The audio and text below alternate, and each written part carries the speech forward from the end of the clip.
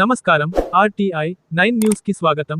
సంగారెడ్డి జిల్లా నారాయణఖేడ్ నియోజకవర్గ భారత రాష్ట్ర సమితి కార్యాలయంలో బీఆర్ఎస్ పార్టీ నూతన క్యాలెండర్ డైరీని ఆవిష్కరించి అనంతరం మీడియా సమావేశం నిర్వహించిన నారాయణఖేడ్ మాజీ శాసనసభ్యులు మహారెడ్డి భూపాల్ రెడ్డి, మాజీ ఎమ్మెల్యే భూపాల్ రెడ్డి మాట్లాడుతూ, మాజీ మంత్రులు కేటీఆర్, మాజీ మంత్రి హరీష్ రావు గారి ఏమి చేయలేరని, మున్సిపాలిటీ ఎన్నికలు వస్తున్నాయని డైవర్షన్ పాలిటిక్స్ కొరకు మాజీ మంత్రి కేటీఆర్ కి నోటీసులు ఇవ్వడం సరికాదని, కాంగ్రెస్ ప్రభుత్వం ముఖ్యమంత్రి రేవంత్ రెడ్డి తప్పుడు కేసులు బనాయించి వారికి నోటీసులు ఇచ్చి కక్ష రాజకీయాలు చేస్తున్నారని, ముఖ్యమంత్రి రేవంత్ రెడ్డి సునకానందం పొందడానికి మాజీ మంత్రుల మీద నోటీసులు ఇస్తున్నారని తెలిపారు. ఈ నోటీసులలో పస లేదని, వీటితోని ఏమీ కాదని, వీటి ద్వారా మాజీ మంత్రి కేటీఆర్ ని ఏమి చేయలేరని తెలిపారు. ఈ కార్యక్రమంలో మాజీ municipal chairman Najeeb, vice chairman Parashuram, పట్టణ పార్టీ అధ్యక్షులు నగేష్ సెట్, మాజీ ఎంపీటీసీ ముజామిల్, మండల పార్టీ అధ్యక్షులు సంజీవ్ రావు పాటిల్, పండరి, మాజీ మండల కో ఆప్షన్ సభ్యులు నవాబ్, మాజీ మున్సిపల్ కో ఆప్షన్ సభ్యులు అంబదాస్, సర్పంచులు వెంకటేశం, సిద్ధు, గణపతి, లక్ష్మణ్ నాయక్, నాయకులు నర్సింలు యాదవ్, సంజీవ్ కుమార్, శివకుమార్, సద్దాం, శ్రీధర్ రెడ్డి, అబ్బు, ప్రసాద్ తదితరులు ఉన్నారు. ఆర్టీఐ 9 న్యూస్, సంగారెడ్డి జిల్లా స్టాపర్ మన్నే మల్లేశం. మరి అదే మాదిరిగా గ్యారంటీలు ఏవైతే కాంగ్రెస్ పార్టీ అధికారంలోకి వచ్చే కొరకని గతంలో అబద్ధపు హామీలు ఇచ్చారు, గ్యారంటీలు ఇచ్చారు.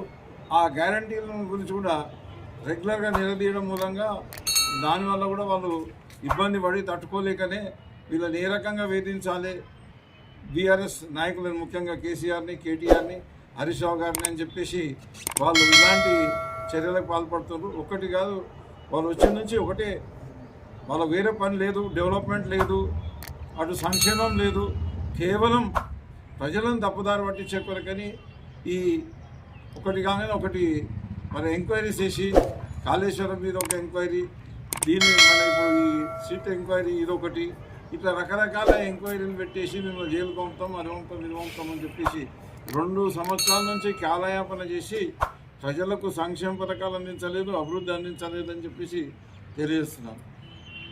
ఉదాహరణకి ఇప్పుడు మొత్తం ఈ రాష్ట్రమంతా కూడా తాగునీటితో నల్లాడుతుంది, సాగునీటితో నల్లాడుతుంది.